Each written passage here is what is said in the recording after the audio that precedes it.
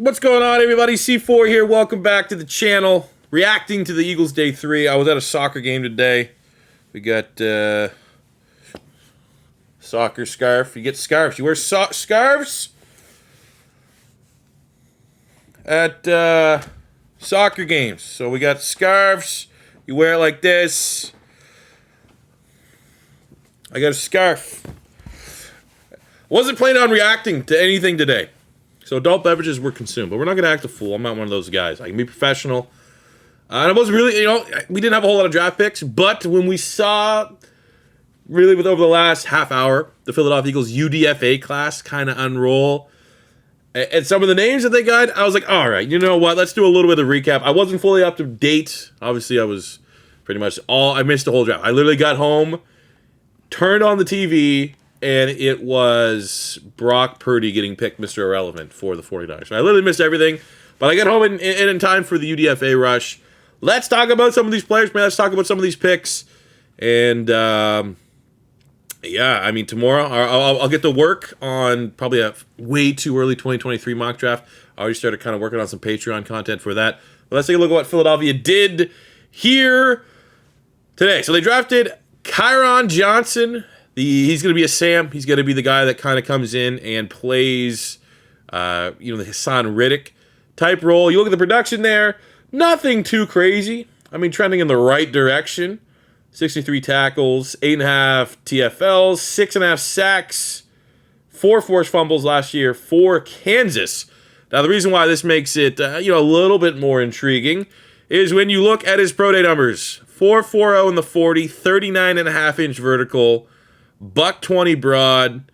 Bench could be better, but those are very impressive numbers.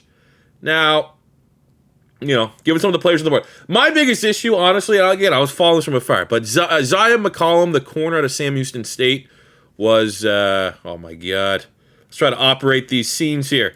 Zion McCollum was my guy. I thought 6'2", outside corner, a lot of proven production, even at a low level. That was the guy. Really had a chance to get him, but then they traded back. They got 2 additional picks from, I believe it was the Jacksonville Jaguars, which stung a little bit. So if Zion McCollum goes on to be a terrific player for, I think he went to Tampa Bay, maybe I'll come back to this one. But, going back, that's an athletic player. Anytime you can get athletes like this, you want to gamble that they can put all the athleticism can't be taught. It does not grow on trees. He is undersized, clearly 6'1", 2. He's probably about 230. But again, you're getting guys at this range that are going to be able to be demon dogs on special teams, which I'm pretty sure someone like Johnson will be. And could be, he's probably going to battle for Patrick Johnson for the backup Sam Rush linebacker role behind Hassan Riddick. So that could be an interesting battle. We also then drafted a Grant Calcaterra, tight end formula of Oklahoma SMU. I'll say this, man. Philly was a big, the way that, and this is going to lead, this was our last draft pick, it's going to lead into some of the UDFA talks. Philly just drafted 2018 All-Stars. We got a lot of players that, for some reason, the year 2018 were very good. Some of the premier players at their positions. Grant Calcaterra for Oklahoma, man, in 2018, he was a machine. Obviously, the numbers aren't gaudy. 26 catches, 400 yards, 6 touchdowns. But, he was a one-handed machine. He made a lot of plays. Very, very intriguing receiving skill set here. I love that selection. Philly underrated that we needed another tight end behind Dallas Goedert. You have Jack Stoll, who's, he's solid. You got J.J. Arcega-Whiteside making the conversion. It definitely seems like Philadelphia is intrigued with Tyree Jackson? Why can't I remember his name? Obviously, I told you I'm not in the best state, but we had that quarterback with the huge cannon arm that we converted, but he had that injury, so he's probably not going to be, I don't know what's going to go on there. Maybe they redshirt him again, toss him on IR, but Grant Calcaterra was very good. At one point, it was looking like he, if he continued at that, trajectory from Oklahoma, was going to be regarded whenever he came out as one of the better tight ends in that class, and then he medically retired in 2019, had some concussions. I don't want to give off Danny Watkins vibes, but it was like he wanted to become a firefighter, which is not great. But then he came back, went to SMU, very pass-happy offense, 38 catches, 465 and 4. And I think for Philadelphia, obviously he's more of a big wide receiver than he is a complete tight end.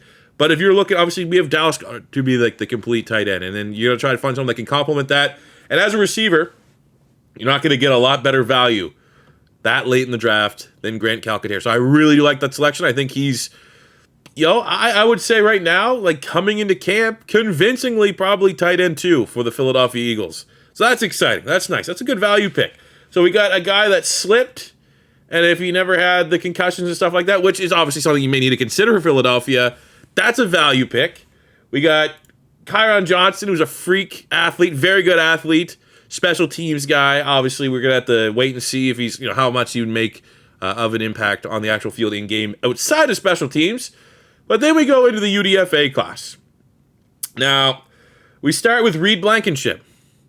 I know a lot of these players because, obviously, I watch a lot of college football, but there's also a certain extent of some of these guys, especially early on. This is why I bring up 2018.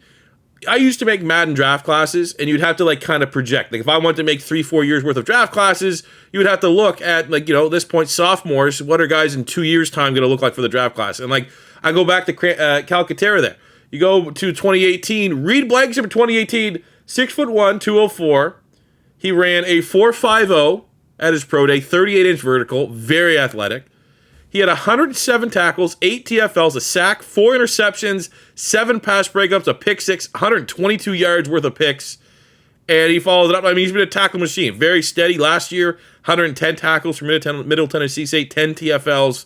Why not? Honestly, at a position that Philadelphia is hurting very bad as it stands right now. For the love of God, get Honey Badger. If Philly gets Honey Badger, I think I'm going to run to the betting apps and place a futures bet on Philly to win the NFC East. But as far as UDFA safeties are available, I would like, Verone McKinley slipped there out of Oregon. That would have been nice. But I think Blankenship, as good as the rest of the guys that they could have potentially brought in. A lot of proven production, great athlete, got to be an interesting guy to watch come training camp. They also signed Britton Covey. As it stands, things could change. There'll be more guys coming in. This is as of 9 o'clock my time. So, there might be a name or two, but I think this is probably the meat and potatoes of who Philadelphia will be signing as UDFA class. They got Britton Covey, it's very fair to say he's the second best return man after Marcus Jones from Houston, the slot corner, in this entire, I think he makes the 53. He is a very good, punt specialist, return man. And I mean, production-wise, I don't want to, hold it against him, but I mean, Utah's not the best passing offense. He was never going to have, when was the last time a Utah wide receiver had gaudy receiving numbers? You probably have to go all the way back to Steve Smith, for God's sakes. 52 catches, 500 yards. He was a slot guy. But for special teams ability, gadget plays, he played quarterback, did a lot of gadget throws and stuff like that. He's super elusive. Philadelphia doesn't really have a kick returner. You look at the guys, Jalen Reagor, no, don't really want him returning kicks. You got Huntley, the running back. I actually think Jason Huntley's solid, but Covey's going to come in. I would not be shocked with his versatility, what he can do on special teams if he does not make the 53 as our return man. In my opinion, the second best returner in this year's draft class. And usually guys like that are as good as he is, especially as a punt returner, they get drafted just on that alone. So the fact that he was sitting there in UDFA, he's a slot wide receiver, outside of special teams, Philly's a little light at slot wide receiver. So I would put money right now that Covey could be a lock to make the 53 just based off of special teams ability alone. We then got back to the, you could even say for Covey, his best year was 2018. Now, sticking with 2018, we're going to look at our next UDFA. That's Kennedy Brooks, the running back out of Oklahoma. And boy, oh boy, 2018. Kennedy Brooks as a true freshman for Oklahoma. 1,000 yards, 12 touchdowns. Next year, he followed up, 1,000 yards, 6 touchdowns. Last year was also fairly productive for Oklahoma. I think that's a solid pick, given all the running backs. My top one would have been Abram Smith, just because I think Philadelphia should be looking maybe more so for the power back, the guy that can take over for Jordan Howard. But again, Kennedy Brooks very much gets lumped into that next group of guys of why not? This guy, again, 2018, I'm making way too many, Madden draft classes at this point. But if I'm projecting a Madden draft, Kennedy Brooks, I think would have been my RB1 potentially for this type of draft class, projecting way back in 2018, because those are ridiculous numbers in the Big 12 for a true freshman running back. So why not? That's good value. There's a very good shot that, hey, there's a couple of that back end of the running back room. There's probably one spot that's going to be open. I think Philadelphia is going to go with Miles Sanders, Kenny Gainwell, Boston Scott, and they've tended to, kind of keep 4 running backs, so it could be up to Jason Huntley, could be up for Kennedy Brooks. Who knows if they decide to bring back Jordan Howard, but Kennedy Brooks has a good shot at potentially making this roster if he can make the most of his opportunities in camp and in preseason. We got this guy named Josh Blackwell. I'll be completely honest, no idea who he is. 35 tackles, 7 PBUs last year for Duke. Didn't watch a lot of Duke games, so my apologies. We got Mario Goodrich, who was a starting corner last year for Clemson. I think the big report about this UDFA signing is that they gave him like a ridiculous amount of guaranteed money for a UDFA. Like he's getting paid more than like 6th and 7th round picks. 42 tackles, 2 interceptions, 9 PBUs last season. Probably about as good as it gets for the UDFA corners. I was really, I mentioned Chris Steele out of USC just because I remember he was a 5-star recruit. Maybe there's some upside there worth the gamble. But Philly, we got to get some guys here in the secondary to see. Maybe there's a diamond in the rough. Why not? There is no team hurting more at the secondary spot than Philadelphia. So if you're these UDFAs that slip through the cracks and want to go to a spot that gives you the best opportunity to, earn a roster spot, Philadelphia was highly appealing. So we got that with Mario Goodrich.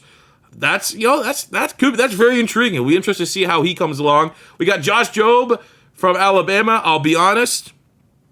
If I had to say which draftable player had the worst tape that I saw, it was Josh Jobe. Like if anyone was getting beat on Alabama, you saw 28 in red. But sure. Well, let's see what happened. You could be wrong. Maybe it was just down year for him. Still had 2 picks, 38 tackles, 4 PBUs. Last year had 11 pass breakups. Maybe it was better last year. Maybe it was a down year for him. But again, another guy was high on a lot of people's boards, was a lot, I saw on ESPN and I saw on NFL Network, he was the top corner available going into UDFA. So, again, I'm just a fake scout. These real scouts like him. So between Jobe and Goodrich, we probably got the 2 best UDFA corners. But the best thing, the reason why I made me get this video, my quarterback 3 went to UDFA. The medical was always the big red flag with Carson Strong. He was my QB3. I had him ahead of Matt Corral, who I like. I had him ahead of Sam Howell, who I like. I had him ahead of Desmond Ridder, which a lot more people like more than me. And the fact that he went UDFA, very surprising. But we knew the medical was going to be pretty bad. They knew the knee was pretty serious. But for Philadelphia, that's awesome. Why not? There's always going to be rumors that maybe Gardner Minshew could get traded at some point. Maybe there's some desire to get him away. Either way, Carson Strong, redshirt him. That's a prime if they can find something up with the knee, maybe another surgery or something. You just redshirt him. You have him get the surgery, toss him on IR, and he come into camp next year because Minshew's in his final year. Maybe Carson Strong is our backup to Jalen Hurts in 2023 if things go well. Or Carson Strong is our backup to whoever we end up drafting in 2020. The value is immense there. And it's like one of those things, man. There's obviously a reason he slipped. The same kind of way you need to think about maybe Covey Dean falling to Philadelphia in the 3rd round. But you are allowed to be hyped. You're allowed to be truly hyped on a player that, again, I had him not firmly because it really was a logjam, but was not a strong quarterback class. I think off the top of my head, I gave grades. I think I gave Kenny Pickett an 81 out of 100. I gave Malik Willis a 80. Carson Strong 78. And then whatever was after that. But I did not think, especially the fact Kenny Pickett went at pick 20 to the Steelers, that the discrepancy, the gap between Kenny Pickett at 20 and when Carson Strong would go, did not think that would be literally the rest of the draft. So Philly getting Carson Strong here is terrific business. I think drafting, I love Grant Calcaterra. I thought that was a great pick. I think between Blankenship, Covey, and Kennedy Brooks, terrific UDFA signings. They're going to have a great opportunity in camp and preseason. You got Goodrich and Jobe, who were probably the 2 most highly regarded UDFA corners. We got them in. If we could follow this up, fellas, with Honey Badger, maybe look at one of the veteran corners out there, Xavier Rhodes. We could go Joe Hayden, Jason Verrett. Probably about it. It's probably about the only guys I would love Joe Hayden, man. End of his career, one of the greatest Florida Gators I've ever seen. That'd be pretty cool. We got to get another corner. I don't think we can just rely on Jobe, Goodrich, and the corners we have on the roster right now. I think we go get a veteran, 1-year Band-Aid. We go get Honey Badger. We find a way, with the dollars and cents, Howie Roseman, Cap Wizard, and all that. Hell of a draft for we'll look around. I think the Cowboys all said and done. I will do draft grades. Obviously, I'm not in the the right state right now. We probably actually will do draft grades tomorrow. But, like, Dallas did not have a bad draft, but they kind of just, they had, like, a meh. It's like, okay, not a bad draft. And Dallas has generally, over the last couple of years, had, like, the best drafts, I think, in the NFC East fairly consistently. I think Dallas had, like, a draft. I think the Commanders had, like, a draft. I mean, hey, they got Sam Howell. Congrats. You ruined Carson Wentz's confidence already. I think the Giants had a very good draft. But I think if you include A.J. Brown as part of the Eagles draft, which you kind of have to, I think it's fair to say, and this is obviously incredibly biased, but I think Philly had the best draft in the division. And I think, like, when it's all said and done, I'd be shocked if I don't have Philly graded out as a top 5 draft.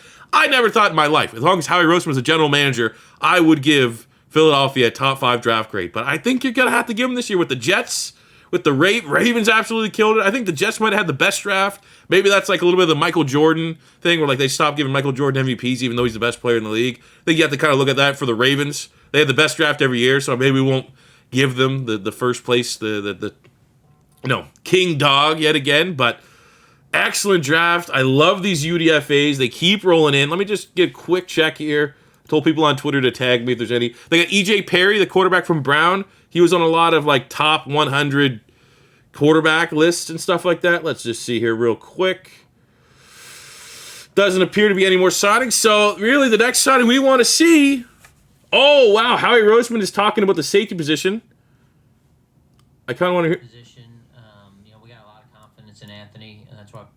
Yeah, I think that where we are. I don't know if you can hear this. Position, we got a lot of confidence in Anthony, and that's why we brought him back. We got a lot of confidence in Marcus. Marcus played really good football for us last year.